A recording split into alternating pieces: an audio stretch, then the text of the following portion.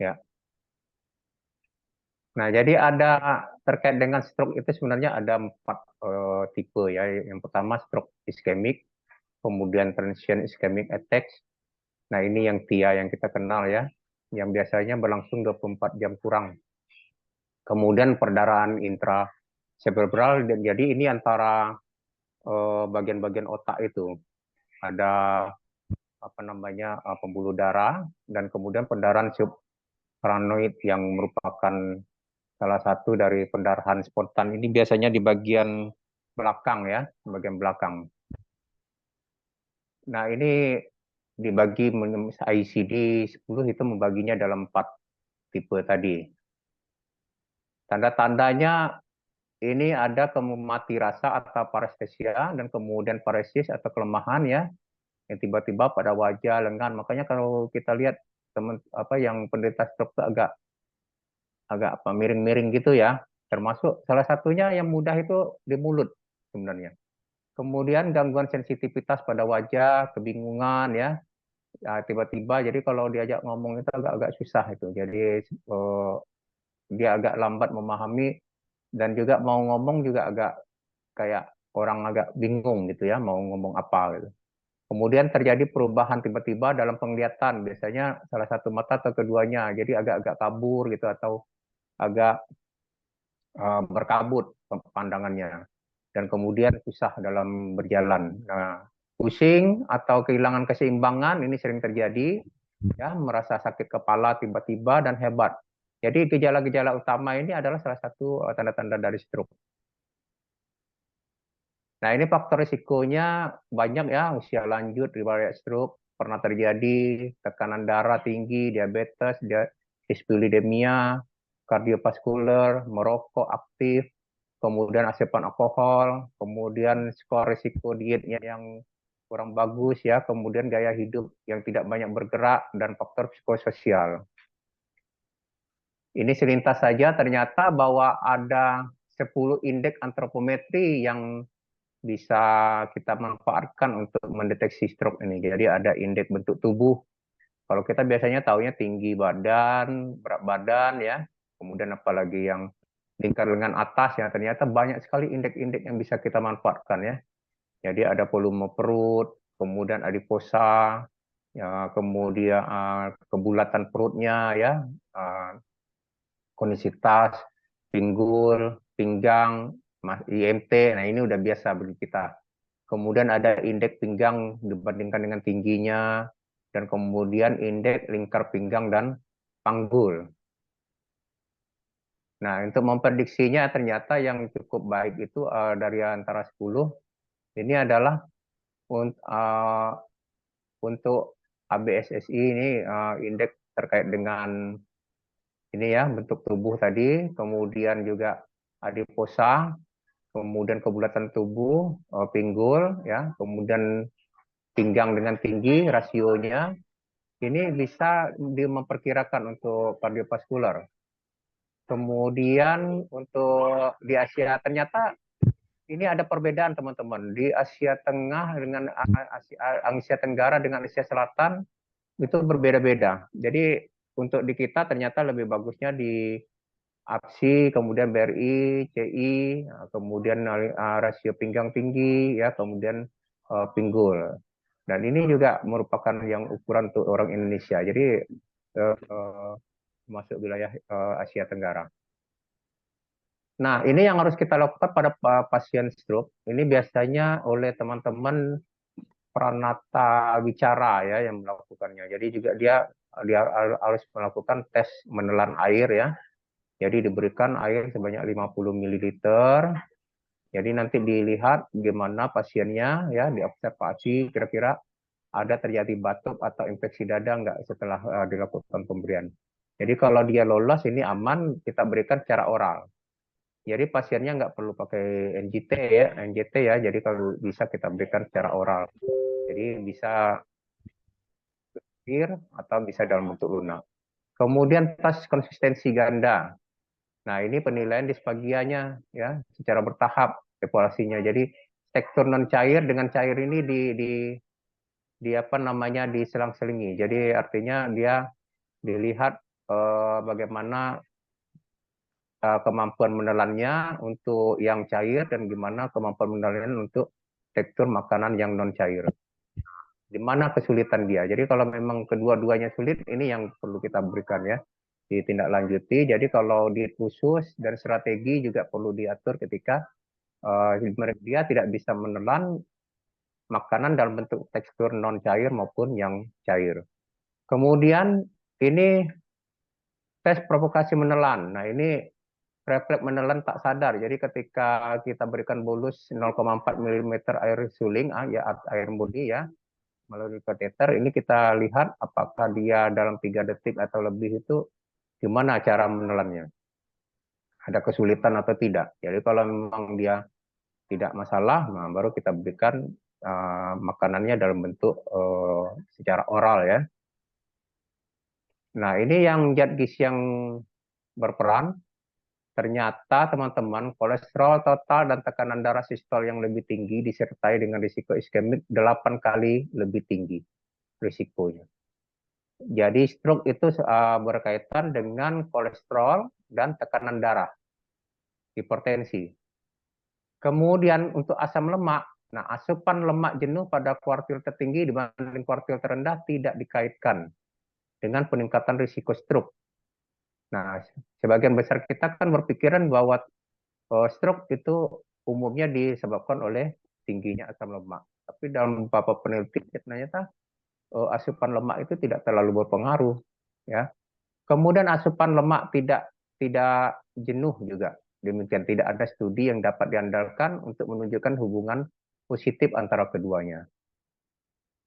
Nah, kalau antioksidan ya, oksidasi kolesterol lipoprotein densitas rendah ini memungkinkan terakumulasi di dinding arteri dan memicu aterosklerosis. Nah, ada beberapa studi tentang vitamin antioksidan dapat mencegah stroke dan kematian.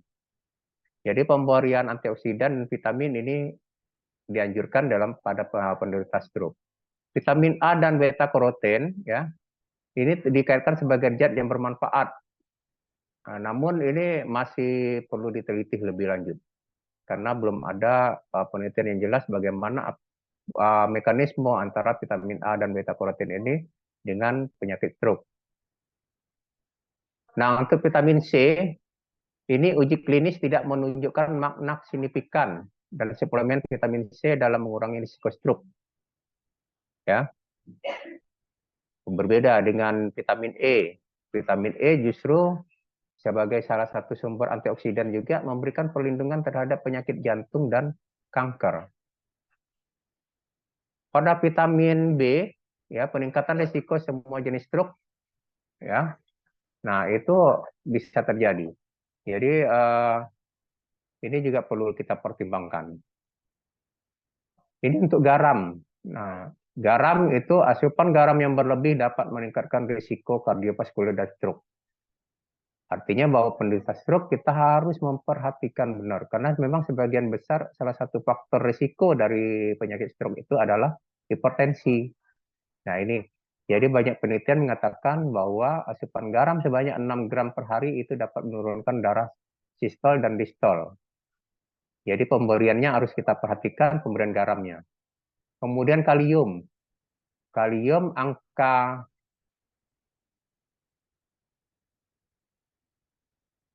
stroke yang lebih tinggi pada konsumsi kalium harian yang rendah.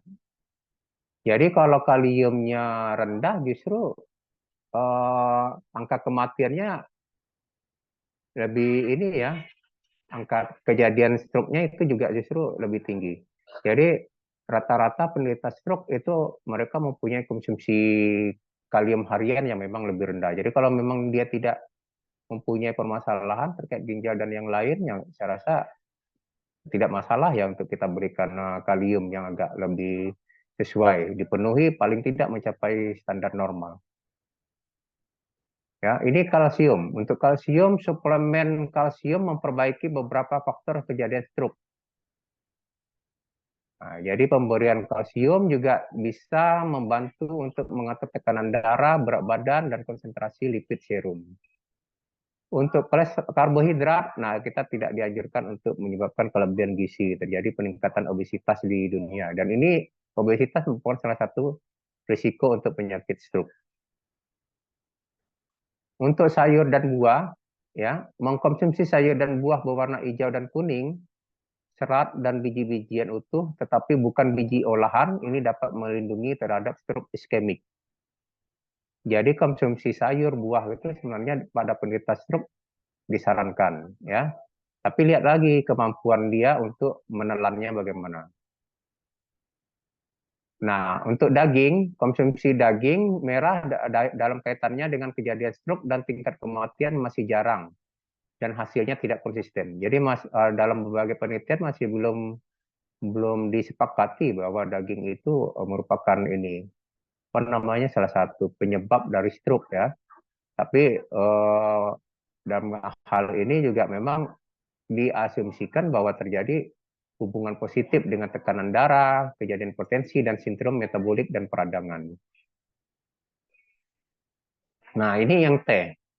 T telah dikaitkan dengan penurunan risiko hipertensi, diabetes, dan osteoporosis yang merupakan faktor risiko utama dari stroke. Ini untuk minuman yang berpemanis ya. Jadi konsumsi SSB ini yang lebih tinggi dikaitkan dengan peningkatan risiko terkena diabetes 2. Ini udah umum ya, udah kita ketahui semua. Dan untuk gandum, itu serat yang lebih tinggi dikaitkan dengan sensitivitas insulin. Nah, ini kita sudah ketahui bersama ya, bahwa pada diabetes itu prinsipnya adalah konsumsi serat. Ya, untuk menghalangi terjadinya asupan glukosa yang tinggi di dalam peredaran darah. Nah, yang perlu kita perhatikan ternyata lebih dari separuh pasien stroke itu mengalami dehidrasi. Ya. Kemudian mengalami kesulitan fisik, psikologis, dan sosial. Jadi artinya penderita juga perlu dibantu. Keluarganya harus diedukasi oleh kita bagaimana cara memberikan makanan dan minuman kepada penderita stroke. Jadi kita tidak hanya sekedar memberikan saja, tapi kita juga memberikan edukasi. Nah, ini bekerja sama dengan berkolaborasi dengan teman-teman perawat. Kemudian faktor yang dapat mempengaruhi makan dan minum. Jadi kemampuan menelannya, mempertahankan kontrol kepala. Kadang-kadang dia bergerak-gerak sendiri kan, tubuh bagian ininya. Atau kehilangan kontrol motorik terhadap apa namanya bagian tubuh tertentu sehingga dia sulit untuk memegang sendok atau ya memasukkan makanan ke dalam mulutnya. Nah, ini sulit. Jadi perlu kita koordinasikan, kita bantu ya. Kemudian penelitian terkini menunjukkan dehidrasi dan malnutrisi kurang dikenal dan kurang diobati. Jadi kadang-kadang memang tidak dipedulikan malah ya bahwa di penderita stroke itu tidak dipedulikan adanya kemungkinan dia mengalami dehidrasi dan juga malnutrisi. Ini penilaian hidrasi ya dari dilihat dari visual pasiennya bisa kita lakukan secara harian, kolaborasi dengan teman-teman perawat juga. Kemudian penilaian berat badan. Nah, kita lihat perhatikan bahwa kita ketahui 80% tubuh kita adalah air. Jadi dengan kekurangan air itu juga menyebabkan akan terjadi penurunan berat badan. Nah, kita kan tidak pernah tahu sebenarnya. Jadi ketika pasien masuk itu, kita akan selalu menanyakan, ada penurunan berat badan nggak kira-kira? Nah, dia sendiri kadang-kadang nggak tahu. Ya. Nah, dia sendiri, makanya kita harus melakukan penimbangan berat badan sebenarnya. Jadi di sini kita bisa lihat, oh ternyata berat badannya segini. Bandingkanlah dengan normalnya. Dan umumnya paling tidak berapa dalam 1 bulan yang lampau kalau memang ada mengalami melakukan penilaian berat badan, berapa dia. Jadi dari 1 bulan itu kira-kira berapa yang perubahan yang terjadi. Nah, ini kita bisa lihat. Atau bisa juga kita lakukan secara mingguan. Nah, IMT-nya juga demikian ya. Kemudian uji urin. Nah, ini dari warna urin kan kita bisa lihat ya, kalau semakin pekat warna urin maka dehidrasi juga semakin tinggi. Ini profesi yang menilai saat pasien masuk ya, jadi perawat, ahli gizi, dokter. Nah, terapis bicara yang seperti saya sampaikan tadi ya, kemudian asisten perawat, bisa juga mahasiswa. Nah, malnutrisi ini, risiko malnutrisi meningkat pada 10 hari pertama ketika masuk rumah sakit. Nah, ini yang harus kita sikapi bersama ya, teman-teman ya. Jadi penilaian status gizi pasien sebagian besar merupakan tanggung jawab perawat dan ahli gizi harusnya. Jadi kita kan kadang-kadang pasien waktu pertama masuk itu sudah diserahkan sepenuhnya ke perawat ya. Nah, tapi sebenarnya intinya bahwa harus ada kolaborasi juga dari kita. Kita lakukan lagi pengkajian lebih lanjut apakah itu sesuai atau tidak dengan kondisi yang ada. Nah, ini screening itu harus kita lakukan beberapa hari setelah masuk rumah sakit. Jadi kalau pada pasien stroke ini juga kita harus memperhatikannya di monitoring. Jadi kita punya harus monitoring nilainya. Oh, saya tadi misalnya 1.300 pada nanti saya coba. Nah, ketika itu ternyata 60% yang bisa dikonsumsi.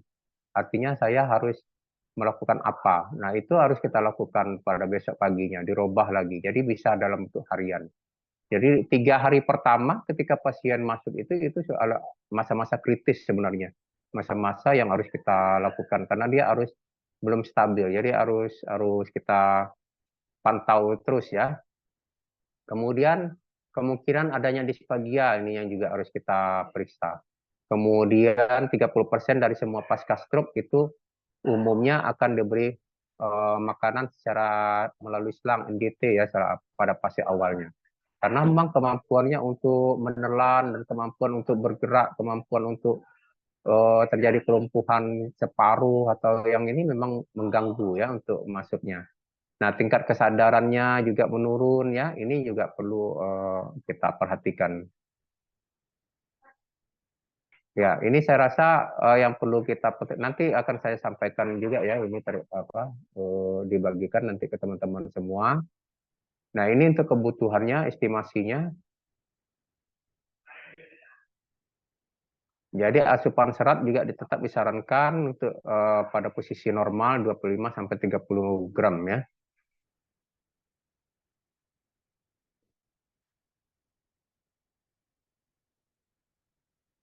Baik, saya rasa itu cukup ya untuk menambah-nambah dikit ya terkait dengan stroke.